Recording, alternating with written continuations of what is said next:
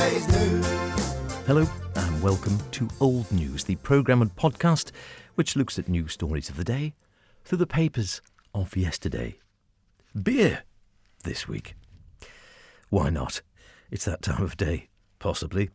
Either way, I was looking at a story about the beer festival, which I still not managed to get to once, would you believe, in all the years it's been running, taking place in April of this year with 120 ales. And the island a long association and proud association with brewing its own beer, of course, for a long time.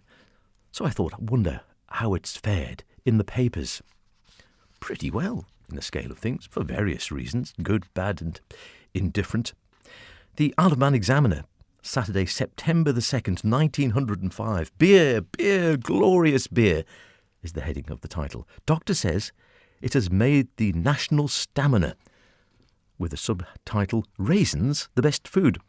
Some rather startling theories, we are told, as to the use of certain remedial agents in the treatment of tuberculosis were stated on Monday to a standard representative by Dr.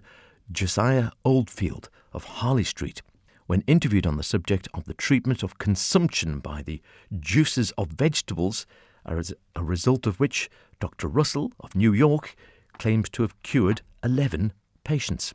Dr. Josiah Oldfield, who is an authority of recognised position and influence, said Dr. Russell's claim is that the best way to treat tuberculosis is to increase the combative power of the blood corpuscles, and therein, I think, he is right.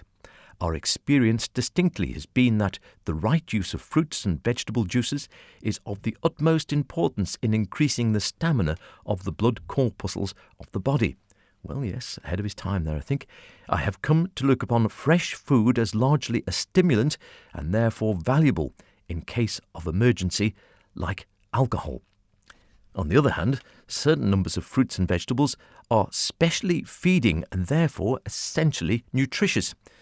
I put raisins as the first of all foods that I know of. They are far superior to grapes because the sugar has been thoroughly matured and ripened and transformed ready for digestion, and only the best and healthiest grapes can be dried for raisins. I don't know whether that's entirely true or not, but raisins are certainly good for you. On a more interesting point, he says, this brings me to a very important point, and that is vegetables themselves for curative purposes must be healthy. In England, I look upon vegetables with a great amount of suspicion because they are so often grown upon sewage farms. Were they? All the quick-growing vegetables, especially cabbage and rhubarb, I look upon as dangerous food. As to beer, I am quite at one with Dr. Russell, says the writer, that the cure of consumption rests on increasing their digestive capacity and improving its nutrition. There is, however, a further point, and on this probably temperance people may misunderstand me, but I am bound to say I look upon the liquor of grains as one of the most important causes of the stamina of the English people. That is to say, the beer of old England. To my mind, it is not the alcohol in the beer, but it is the salts which are obtained from the barley wherein consists the merits of the beverage. There are two things which I consider very valuable in promoting the growth of the English race. One has been the beer, and the other has been the old English dish of frumenty, which was, I think, a cereal and fruit type dish made of barley corn. I especially want to emphasise the fact that the beer originally drunk was much more of the nature of barley tea than is the beer of today. We do forget that. Beer has been beer, but I think the beer we drink now is very different to beer drunk several hundred years ago, and considerably weaker, I think. The Isle of Man Examiner, Saturday, May the 8th, 1909. Medical aspects of beer. All flesh is not the same flesh. Equally, surely, all beer is not the same beer. And just as the medical man often has occasion to prescribe one kind of protein food for one patient, another kind of protein food for another, so to get the true effect of malt liquors must be able to discriminate between them. We feel sure that many of the evil dietetic effects which have followed the use of these beverages have been due to the consumer having been supplied with beer or stouts of an indifferent character. Beer and stout of proper quality and given in proper dose and used in suitable cases will be found amongst the most useful dietetic and indeed medicinal agencies we possess. Signed, The Hospital. Would you like it if your hospital prescribed beer? I think they used to for pregnant women at one stage. I'm sure my mum used to talk about being prescribed a bottle of Magazine to keep her blood iron up when pregnant. She hated it, as it turned out. I rather like it.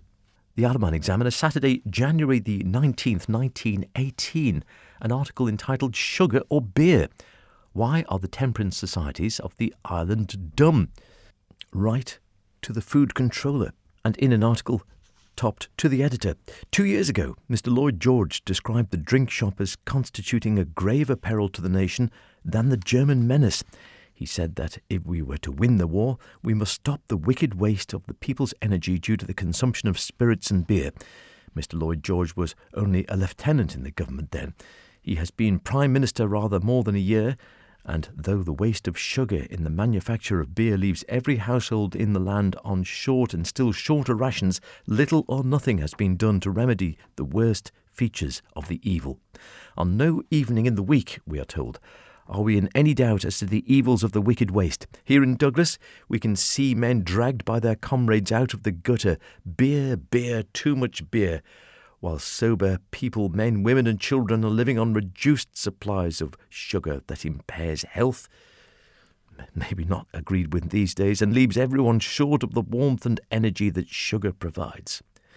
Before the war, hardly a week passed in which the temperance and Rechabite societies were not making some movement towards reform, but now a strange form of palsy or inertia has fallen upon all. The bishop used to be regarded as a strong temperance man. That was when there was not the remotest possibility of prohibition coming into force, when the preaching of temperance was not likely to embarrass the Prime Minister, a man who has rare and refreshing fruit in his gift. Now the subject, the most pressing of the hour, passes without a word. The secret sign seems to have gone round all the pulpits. Don't mention drink. Well, it certainly has caused problems for a number of years. Its strength or perhaps overconsumption is the main problem. We turn to the Examiner of Friday, August the 2nd, 1935. The potency of Manx beer is the subject of the article. 10 persons laid low. And for that, I think we can read drunk. Georgina's 46th appearance. Beer is beer in the Isle of Man, said a public official a few weeks ago, for the law forbids adulteration by prescribing a penalty of £100 if anything other than pure sugar, malt and hops is put into Manx beer. The Manx purity laws for beer still in place, I believe. At the Magistrates' Court on Saturday, the justification of his statement that beer is beer in the island was proved beyond all shadow of doubt, for no less than 10 persons were charged with drunkenness, the highest number for many years, and in several cases the imbibers were described as being hopelessly and helplessly drunk. Included in the list was Georgina Roberts, making her 46th appearance in court on charges of drunkenness. She was found lying gloriously intoxicated in Victoria Street at 11:10 p.m. and had to be conveyed to the police station for safety. She was fined 2 shillings and sixpence. Another local was John Cowan, an old man who was noisily drunk at Villa Marina Colonnade and was making a great disturbance. He was also using very bad language, and when a police officer begged him to go quietly home, he threatened to smash his blank face in. He too had to be locked up for safety. Cowan had never been before the court in his life until this happened, and he was fined 10 shillings. Alfred McCormack also found drunk in Duke Street late at night, and a friend was trying to get him quietly in the direction of the steamer, but he was too helpless and had to be locked up. He was fined 5 shillings, and so it goes on. Oh dear. We are told something similar in the Examiner of Friday, June the 14th, 1935. Manx beer is beer. I don't know whether you will agree that beer is a food, but in any case you will probably be interested to know that in the Isle of Man beer is beer, for under our laws it cannot be adulterated except at the risk of incurring a penalty of £100. A message from Mr. D. Brown, the Chief Sanitary Inspector of Douglas, addressing a conference of sanitary inspectors the previous Saturday. And beer should be cheaper on the island was the screaming headline in the Examiner of Thursday, May the 21st, 1959. Beer sold in the Isle of Man should be cheaper than that sold in England. Complaints were made in Tynwald on Tuesday that merchants were not passing on the benefit of the reduction of duty in England to retailers in the Isle of Man. Mr. A.H. Simcox said that in spite of a reduction of 2 pennies a pint in the duty in England since the budget in April, the duty payable in the Isle of Man was still considerably less than in England.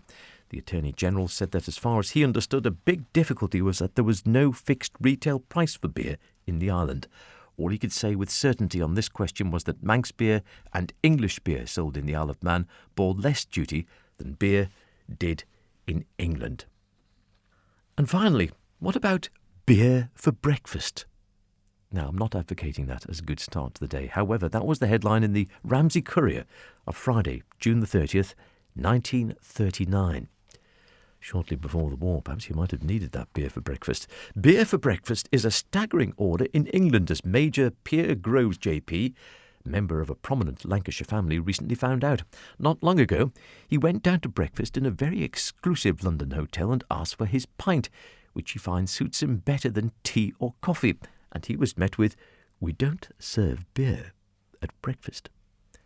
Major Groves sent for the head waiter and finally the manager before he got what he wanted. He still thinks it extraordinary that in this country such a fuss should be made about so natural a request. And that was taken from Ivor Lamb's article in today's Daily Mirror, we're told by the Ramsey Courier. Beer for breakfast? It can't really be a good idea, can it? Suffice to say, the beer festival will be coming up in April, and beer is still available in all its purity, I believe, on the Isle of Man. Just don't over-imbibe. It is, of course, old news. Until next week, don't overdo it. Cheerio. You're gonna be yesterday's news.